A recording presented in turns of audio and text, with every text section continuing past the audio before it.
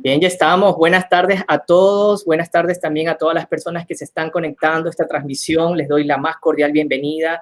Y como siempre, a toda esa gran fuerza provida en Ecuador, en América Latina, como siempre, bienvenidos. Hoy tenemos una invitada muy especial en este espacio de Ecuador Quiere Vivir. Tenemos a la psicóloga Marcela Ferrer. Con ella vamos a estar conversando de este tema tan importante que hemos denominado la persona homosexual. ¿Quién es? Marcela, te doy la más cordial bienvenida. Siempre es un gusto poder Muchas conversar gracias, contigo y conozco siempre de tu trayectoria. Hoy, justamente, mientras estaba preparando esta entrevista, estaba viendo un poco los videos que tienes en YouTube, el material que has escrito, mucho marco teórico, mucha documentación. Entonces quiero que un poco para conocerte nos digas así brevemente quién es Marcela Ferrer, a qué se dedica actualmente y cuál es la contribución que ella le está haciendo en este momento desde la psicología científica, desde la ciencia al ser humano. Bueno, la idea es tratar de que las personas sean lo más libres posibles para desarrollarse de manera más completa y de una manera armónica y como los va a hacer más feliz, ¿no? Y en ese sentido, hacen muchos años que se le da apoyo a las personas con atracción homosexual que lo requieren para adquirir una mayor libertad en todos los aspectos de su vida, ¿no? Pero también trabajo con personas de todo tipo de dificultades, familias, personas de distintas edades, todo lo que implica la labor psicológica. Yo trabajé con personas con atracción homosexual de hace ya unos 20 años, que llevo trabajando con el tema, es un tema que conozco y que creo que se desconoce bastante de lo que implica acompañar a una persona en un proceso de este tipo. Marcela, si me puedes ayudar confirmando, yo tengo aquí unos apuntes que hemos levantado.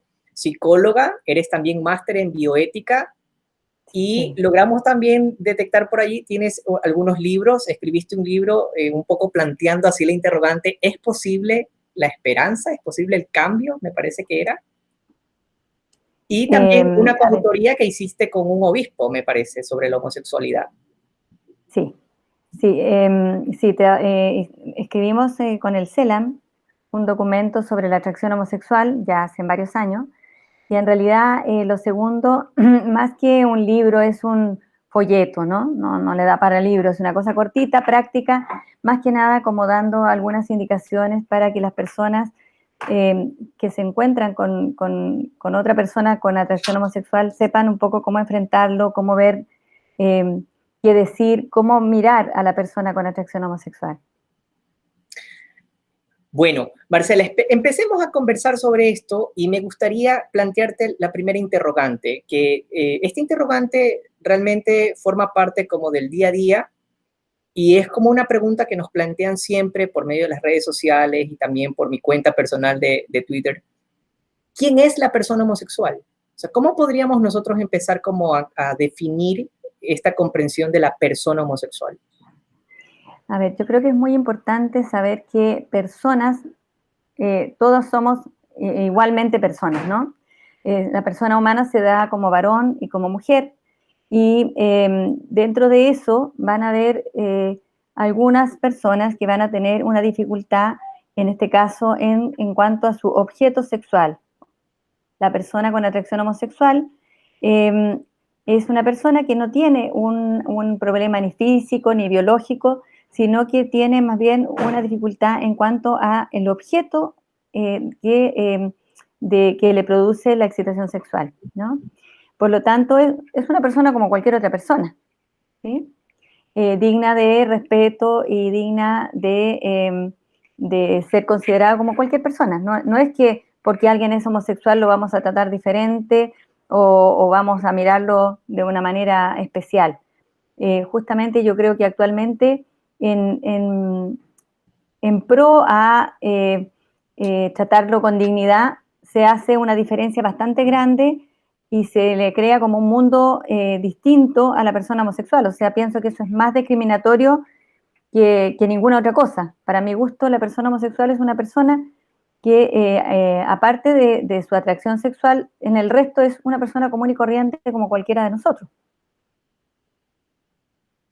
Y desde ese planteamiento desde la comprensión que tiene Marcela Ferrer y del planteamiento que nos acabas de hacer, ¿cómo podríamos nosotros, por ejemplo, categorizar o diferenciar esta comprensión de la persona homosexual o con sentimientos de atracción al mismo sexo y quien vive el estilo de vida gay?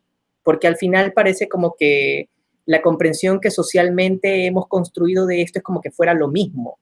Y cuando hay como alguna especie de conversación o debate con algún activista LGBT, se da la impresión como que estuviéramos hablando de cosas diferentes. A ver, la diferencia está obviamente en la decisión que las personas toman con respecto a qué van a hacer con ellos, ¿no? Y como te decía hace un segundo, las personas que tienen una vida gay en general transforman como una cultura paralela a la cultura general, ¿no? Creando espacios y todo como especialmente creado para como si realmente fueran otro tipo de seres, ¿no? Con lo cual, al menos para mi opinión, ellos mismos se desmarcan de lo que es la persona normal, digamos, ¿no? Si tengo que crear todos los espacios como de una forma específica y muy especial y muy aparte, yo solo me estoy separando y solo me estoy, de alguna manera, para mi gusto, discriminando.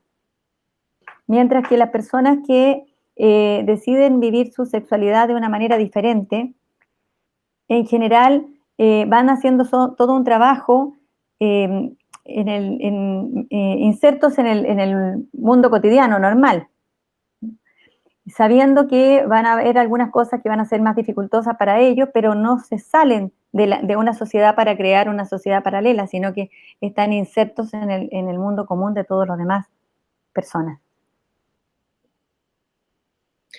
Ya, y desde la comprensión de la persona homosexual, nosotros cómo podemos comprender o cómo podríamos responder a esto desde la perspectiva del trastorno en la psicología, ya que conocemos que desde hace algún tiempo la APA y la psicología ha venido descartando algunos trastornos en esta misma línea. O sea, ¿cómo podríamos nosotros comprender el trastorno y a la vez también contrarrestar o de alguna forma equiparar con esta situación ofensiva que alguna persona puede sentir cuando se identifica la inestabilidad? No te entendí muy bien la pregunta, si me la puedes plantear. Entonces quería plantearte desde la comprensión de la homosexualidad, ¿ya? ¿Sí? ¿Cómo podríamos nosotros comprender allí o identificar una inestabilidad emocional o un trastorno? Todo esto en el marco de que desde hace algún tiempo nosotros hemos visto también que desde la psicología, la APA, por ejemplo, ha ido descartando algunas cosas, como por ejemplo la homosexualidad ya no es considerada un trastorno. Actualmente también la OMS ha dicho que la transexualidad tampoco. Entonces, en algunos países ya estamos promoviendo incluso algunas leyes que hablan de la transexualización de niños. Y todo esto de alguna forma es como el replanteamiento de un nuevo mundo, ¿no? De lo que antes nosotros conocíamos y ahora como el plantear una nueva perspectiva. A ver, lo que tú dices es tal cual, no sé si entiendo bien la pregunta, pero evidentemente desde la psicología la atracción homosexual no se considera como ni siquiera como un trastorno, ¿no? Solamente podemos referirnos en el CIE-10 a la atracción homosexual que es egodistónica, ¿no? Ahora yo creo que el punto en cuanto a cómo llamarla o no, y si produce o no dificultades o problemas, es algo que queda un poco fuera de lo que uno como terapeuta puede hacer. Yo creo que uno acompaña a las personas que piden ayuda porque ellos no se sienten contentos con eso y me parece que es bastante grave que se prohíba que las personas puedan pedir ayuda. O sea, me parece que eso es algo que es bastante tirado de los pelos, ¿no? Porque si alguien pide ayuda para cambiarse de sexo, que sería algo bastante más agresivo e incluso dañino desde el punto de vista biológico, tiene el apoyo incluso del Estado. Así Pero es. si alguien pagando cada uno su propia terapia o su propio acompañamiento quiere tratar de vivir una vida diferente a lo que le dice su impulso sexual, entonces eso sería algo indebido, algo que se debe prohibir. Entonces estamos, yo creo, en un mundo en que es bastante incoherente, ¿no? Porque si hablamos de la libertad y vamos a hablar en nombre de la libertad, por ejemplo, en el caso de los niños trans o de las personas trans que se puedan cambiar de sexo más o menos a voluntad, porque no sé cómo será ya, pero muchas leyes uno está viendo que la idea es que ni siquiera tengan una evaluación psicológica, psiquiátrica. Entonces, por un lado, libertad absoluta, pero por otro lado, represión absoluta a que las personas no puedan optar a un tipo de vida que no les parece bien para sí mismos. Es muy curioso, ¿no? Sí, yo pienso que a veces también esto es como toda una estrategia, ¿no? Como desenmarcar algo del parámetro de la inestabilidad para que después también, obviamente, dentro de nuestros países sea mucho más fácil, por ejemplo, iniciar el proceso de hormonización de un niño, aún si es que no tiene un diagnóstico de un profesional en psiquiatría o en psicología. Marcela, me gusta mucho que ya veo que hay una interacción bien significativa en la transmisión en vivo y hay alguien que está preguntando algo que sería importante también responderlo. ¿Dónde entran las personas hermafroditas o con indeterminación sexual? Supongo que esta persona es de Ecuador porque aquí en Ecuador actualmente estamos hablando mucho de este término de personas indeterminadas sexuales. Ya. Bueno, la persona hermafrodita en realidad no corresponde a ninguno de los dos casos que estamos hablando aquí, ¿no? No es ni una persona con atracción homosexual, ni tampoco es una persona que esté aspirando a un cambio de sexo. La persona hermafrodita tiene un fallo en un gen. O sea, las personas hermafroditas sí es un problema genético biológico y tiene que ver con que no se produce un bloqueo, y vamos a ponerlo así bien simple, ¿no? En el desarrollo se tiene que bloquear, por decir así, la parte, por ejemplo, si es un varón, la parte femenina y desarrollarse o impulsarse todo el desarrollo masculino. Estamos hablando del bebé feto antes de nacer, ¿sí? Eh, Cuando esto hay un fallo en uno de los genes, no se da. Y al no darse, entonces el desarrollo de ese niño queda de manera incompleta y queda indeterminado, por decir así, desde el punto de vista biológico. Porque desde el punto de vista genético, o es varón o es mujer, no hay más, no hay ninguna posibilidad para que alguien sea varón y mujer, ¿no? Lo que pasa es que genéticamente, por ejemplo, puede ser un varón, pero sus gónadas internas, por ejemplo, podría haber en el caso del hermafrodita verdadero, va a tener una gónada, por ejemplo, dos testículos y un ovario, ¿ya? Y eso a la vez va a dar que los genitales externos sean indeterminados, no se formaron bien, no se ve claramente los genitales que correspondan ni a un varón ni a una mujer, ¿ok?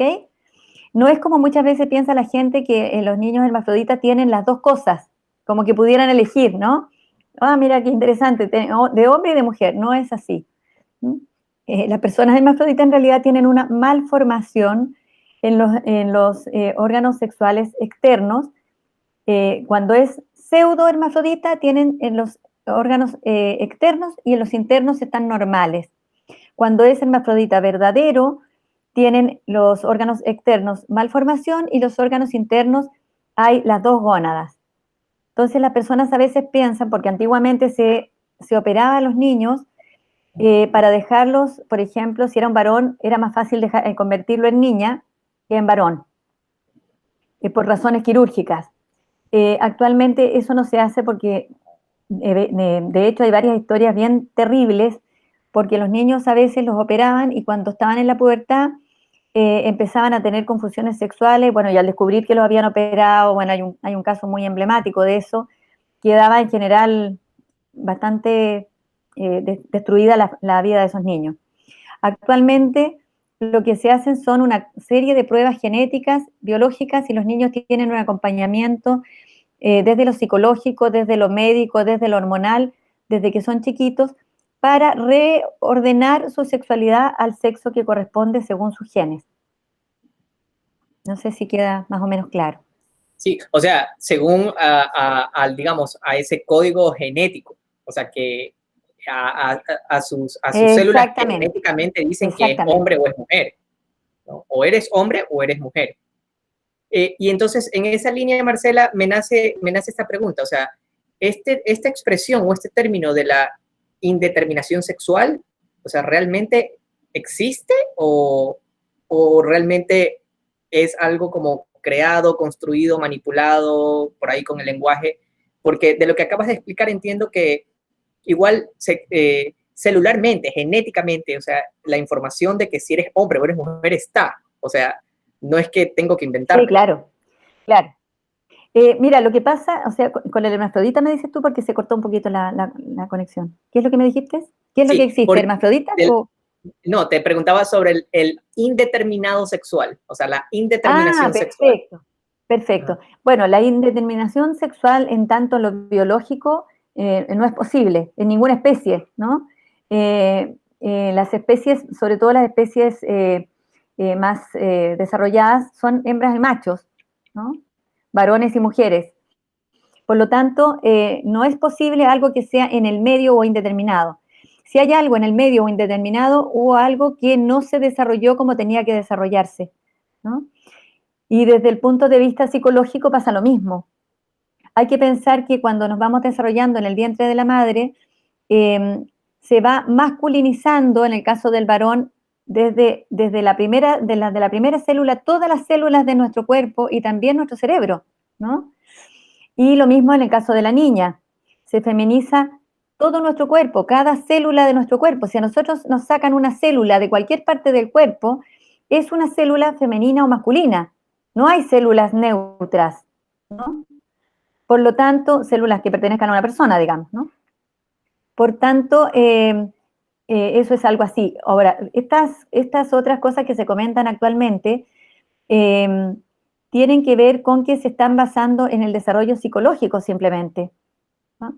Y en el desarrollo psicológico perfectamente pueden haber dificultades cuando vamos creciendo que bloqueen el desarrollo biológico normal en los distintos aspectos, o a veces, como en el caso de la atracción homosexual, no se bloquea ningún desarrollo físico, sino que algo ocurre en algún momento en el desarrollo psicológico que hace que las personas se interesen por las personas de su mismo sexo. Marcela, te paso otra pregunta. La gente está bien Sí. activa hoy, más activa que ayer.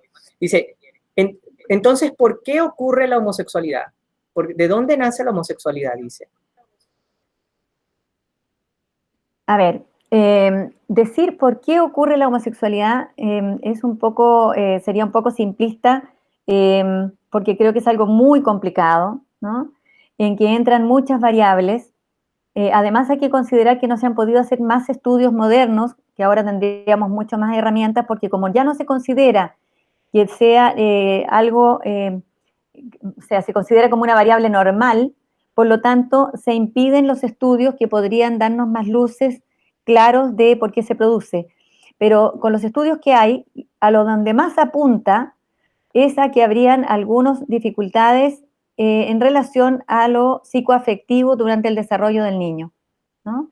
Variables que tienen que ver con el niño, variables que tienen que ver con el papá y con su mamá, pero no necesariamente tienen que ser variables tan objetivas, sino que a veces son las percepciones que el niño tiene sobre las cosas que vivió. Y lo que sí me ha tocado ver a mí, al menos en estos 20 años trabajando con personas con atracción homosexual, es que prácticamente todos, si no todos, tienen una base muy sensible. Eh, con lo cual, si bien es una cosa buena tener una base sensible, la dificultad se presenta en que es mucho más fácil dañarse cuando tengo una base más sensible, ¿no? Voy a prender una luz porque estoy quedando muy oscura, creo. Sí, te esperamos. Bueno, hasta eso, estamos conversando con Marcela Ferrer desde Chile. Marcela es psicóloga y también es máster en bioética. Estamos conversando sobre la persona homosexual. ¿Quién es? Ese es el tema que estamos tratando ahora con Marcela Ferrer desde Chile. Sigamos, Marcela. Entonces, nos hablabas un poco sobre esta como hipersensibilidad que tiene la persona que desarrolla un tipo de atracción o sentimiento homosexual. Sí, yo diría que eso está en prácticamente todas las personas que presentan atracción homosexual. En general, la gente a veces piensa que ser sensible quiere decir que lloro por todo, qué sé yo, y alguna persona dice, no, yo no soy así. En realidad, la sensibilidad no se refiere a eso, se refiere a una capacidad que en el fondo es una bendición también, de captar cosas que otros no captan. La belleza, la armonía, un montón de cosas que son bien positivas, ¿sí? Pero a la vez de captar esto que es bien positivo, también tengo el problema de que voy a captar, por ejemplo, en una familia que hay dificultades, un padre que a lo mejor es hosco, o una madre que a lo mejor es distante, o qué sé yo qué, también me voy a plasmar mucho más y voy a captar mucho más profundo todo eso en mí y me va a producir más dificultades que lo que podría producirse a otro de los hermanos, por ejemplo. Claro. Marcela, te paso también otra pregunta que están haciendo. ¿Cómo debo actuar cómo debo comportarme si una persona cercana a mí me dice que es homosexual? Bueno, yo creo que lo primero es no olvidarse que es una persona cercana a uno, que uno probablemente la conoce de hace tiempo y tiene un vínculo o un afecto con respecto a esa persona, ¿no? Entonces se tiene que comportar igual que como se comportaba antes de saber que esa persona tiene atracción homosexual. Ahora, es importante entender que si bien uno puede tener una opinión con respecto a eso, también hay que respetar mucho la opinión de la persona con atracción homosexual. O sea, no puedo ir con una receta o con algo que yo quiera meterle o no, porque hay que respetar también su libertad. Pero también si esa persona pide ayuda, es bueno estar dispuesto a poder buscarla y a poder brindarle la ayuda que esa persona necesite. Claro. Marcela, en esa misma línea me gustaría como comentar un poco que siempre aquí en Ecuador, por ejemplo, me ha pasado a mí y veo también que le pasa a otros activistas, que siempre que se busca ofrecer una ayuda o un acompañamiento o una orientación a veces eh, a una persona que experimenta atracción por el mismo sexo no deseada, o sea, que no realmente no quisiera sentirlo, no quisiera experimentar esto, siempre se tiende a confundir como a decir, a conectar la ayuda que uno le puede brindar con violencia. Entonces es como que seguramente usted es una clínica de homosexualización y tengo que decirlo que probablemente en algunos países, en Ecuador no ha sido la excepción, en Ecuador hemos tenido casos lamentables de lugares donde realmente sí había violencia y Wow. lo digo con mucha pena y vergüenza porque realmente ha pasado en mi país y esto Ya, no debería existir. Pero obviamente sí que no. sería bueno que de alguna forma, si tú nos puedes conversar un poco, o sea, ¿en qué consiste un proceso terapéutico o de acompañamiento con una persona que voluntariamente busca iniciar un proceso que le ayude como a disminuir su atracción por el mismo sexo? Mira, en realidad las personas siempre creen que es algo como espectacular, o algo increíble, algo raro, algo, ¿no? Y en realidad no. Es el proceso que uno podría hacer con cualquier persona que quiere conocerse a sí mismo y ir profundizando y mejorando en los distintos aspectos que de pronto tiene, que lo van frenando, ¿no? O sea, el mismo proceso que yo hago con una persona que tiene atracción homosexual, lo puedo hacer con un joven que viene por otra razón, que quiere conocerse profundamente y que quiere crecer y quiere ser libre, como te decía antes. O sea, mi propuesta o lo que yo considero que es el camino correcto es ganar libertad. ¿Y libertad para qué? Libertad para escoger lo que quiero hacer en mi vida, ¿no? Libertad también con respecto a las decisiones que tomo con respecto a la sexualidad y no que tenga que estar comandado por impulsos sexuales, ya sean heterosexuales, homosexuales o de cualquier tipo, que me mandan y que me obligan a hacer cosas que van contra lo que yo quiero, contra mis valores o contra mi plan, ¿no? Entonces la idea es poder conocerse, profundizar en eso y ir liberándose un poco de esas ataduras.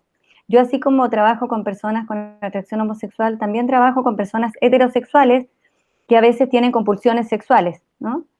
Y Claro. es el mismo camino el que seguimos en los dos, es en la misma ruta, ¿no?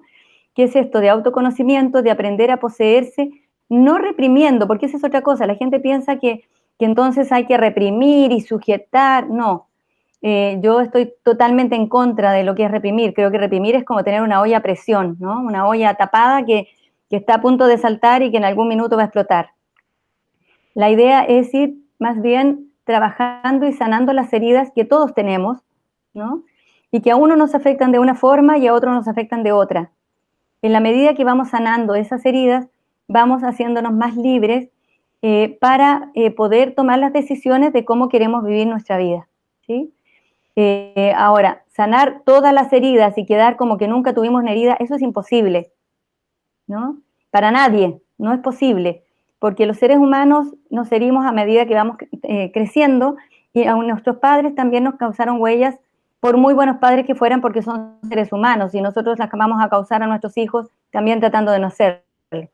Pero la idea es poder resolver eso y darle un significado y poder incorporar en nuestra vida de una manera sana aquellas vivencias que a lo mejor en un momento de nuestra niñez nos hicieron daño.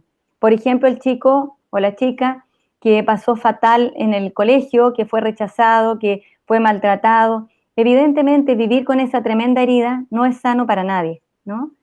Esa herida puede causar distintos síntomas. La idea es ir sanando y resolviendo ese conflicto. Ahora que lo mencionas, en una de las entrevistas que pude ver en YouTube que te habían hecho, me parece era en algún congreso, hablabas de una forma muy hermosa sobre la restauración, ¿no? Y justamente lo hablabas de la restauración a la luz del proceso de la persona que tiene atracción por el mismo sexo, y decías que todas las personas estamos un poco rotas, ¿no? Entonces todos estamos un poco Sí, rotos. pero es importante entender que la persona con atracción homosexual puede estar un poco más rota por esto que tiene, es un poco más sensible, ¿no? Uh-huh. Pero no quiere decir que las otras personas no estén rotas. O sea, Claro. porque a veces muchas personas con atracción homosexual se sienten ofendidos porque uno dice que ellos estarían todos rotos. No, en realidad no es eso. Todos los seres humanos estamos rotos, pero cuando somos sensibles y además estamos rotos, nuestras heridas duelen mucho y sangran. Y eso es importante, el poder ayudar para que eso no siga ocurriendo. Las personas que van haciendo un camino, normalmente una de las primeras cosas que van notando es que ya no están todo el tiempo o sintiéndose que los dejan atrás, o sintiendo que celos por los amigos que tienen, o en una competencia continua, sino que se van sintiendo cada vez más libres de ser quienes son y de poder tomar las decisiones que a ellos les parezca bien, ¿no? Y normalmente las personas que han venido a pedir ayuda no quieren seguir una vida gay, ¿no? Porque muchos de ellos han vivido una vida gay y lo han pasado mal. Se han sentido celosos, se han sentido en una vida vacía y quieren vivir algo más profundo. Entonces uno les da ayuda para darles las herramientas para que ellos puedan escoger cómo quieren vivir su sexualidad. Eso que tú dices es tan hermoso, ¿no? Como la necesidad que tiene el ser humano como de vivir algo más profundo, ¿no? Como algo más auténtico también. Y, Exacto.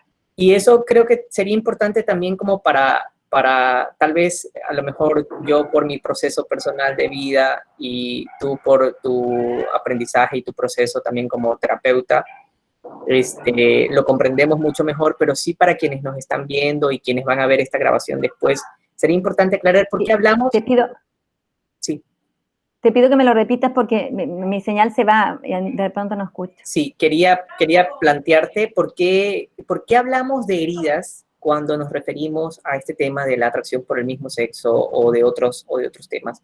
Sería importante para quien no conoce a profundidad este tema comprender por qué nos referimos a heridas emocionales o a heridas de vida.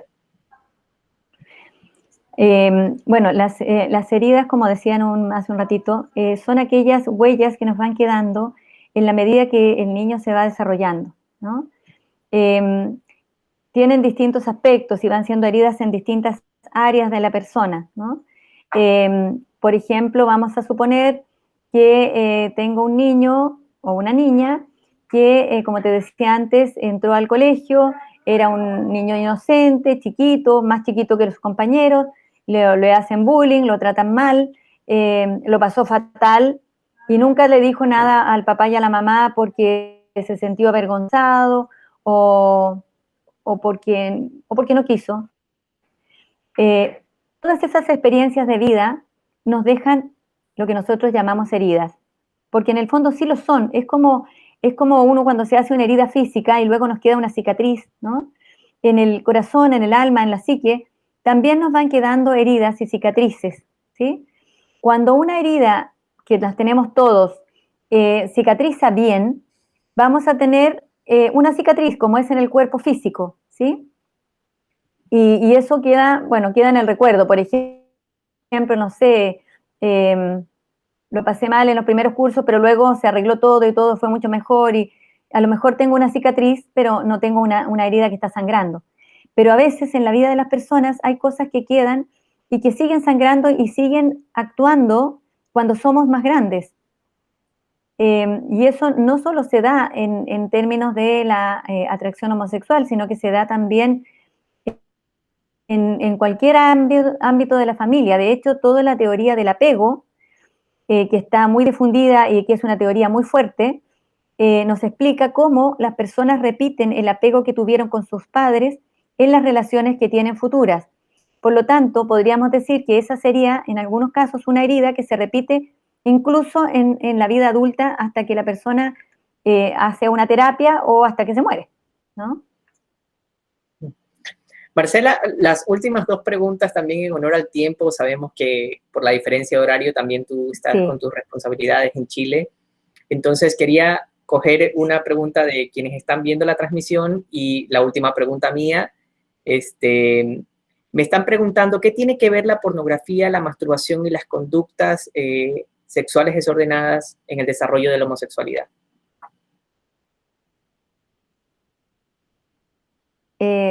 Desgraciadamente se me va bastante la voz, pero por lo que te alcancé a escuchar, ¿qué tenía que ver la pornografía, la masturbación con? Y las conductas sexuales en el desarrollo de la homosexualidad. Con la sexualidad. Ajá. Y con la homosexualidad. Bueno, a ver, la pornografía es una lacra, la verdad, muy terrible que está haciendo estragos muy fuertes en la juventud y en la niñez, porque actualmente está muy a la mano. Yo no sé allá, pero acá los niños están accediendo a pornografía dura alrededor de los 8 años. Eso sexualiza a los niños, erotiza a los niños de una manera que no están preparados desde el punto de vista psíquico. Y va a desarrollar conductas, juegos sexuales más eróticos y expectativas muy falsas de lo que es la sexualidad. Entonces la niñez es muy nefasto y va a llevar a una cantidad de patologías sexuales en la edad adulta. Cuando son los adultos, esto potencia conexiones neuronales que se van haciendo en referencia a eso y se van creando también expectativas de sexualidad muy poco sanas, ¿no? En el caso de la atracción por el mismo sexo, voy haciendo más conexiones que me llevan a fortalecer esta sexualidad con atracción homosexual. Y en el caso de los heterosexuales, voy creando una idea de una sexualidad que es falsa, ¿no? Porque es muy diferente una sexualidad descarnada y que está hecha para un show, en el fondo, donde las relaciones sexuales y las erecciones son eternas, con una relación sexual normal, verdadera, en un contexto de amor y de compromiso. No tiene nada que ver una cosa con otra. Entonces es la deformación de la sexualidad en todos los ámbitos. La masturbación, si bien es más, digamos así, biológicamente natural, ¿no? Que es parte de un descubrimiento físico, cuando se hace parte de la vida cotidiana, como se promueve actualmente, es una estimulación muy grande a un egocentrismo y a un no poder salir de uno mismo. Entonces, sin tocar nada desde el punto de vista moral ni nada por el estilo, es un fomentar muy fuertemente el egocentrismo y, y problemas en el rendimiento sexual, porque evidentemente es mucho más fácil darse placer sexual uno mismo que tener que coordinarse y tener que dar una entrega con un otro. Por lo tanto, cuando yo quiero poder hacer una vida de pareja heterosexual o incluso en la homosexualidad, pero heterosexual normal, voy a tener dificultades en poder coordinarme y en poder sincronizarme con un otro, porque aprendí a darme gusto yo solo y a la vez me voy encerrando cada vez más en mí mismo y me voy quedando cada vez más vacío. Marcela, muchas gracias por tu tiempo. Tal vez necesitamos volver a coordinar otro encuentro más adelante para seguir conversando más ampliamente sobre este tema y sobre otros temas también importantísimos que puedes aportarnos. Quisiera tus palabras finales, de pronto un compendio de todo. Ojalá que para la próxima vez que podamos conversar la conexión esté un poco mejor, porque la verdad que de pronto no escucho bien. Esperemos que sí. Bueno, ha sido un gusto verlos y ojalá que les haya servido de algo mi respuesta.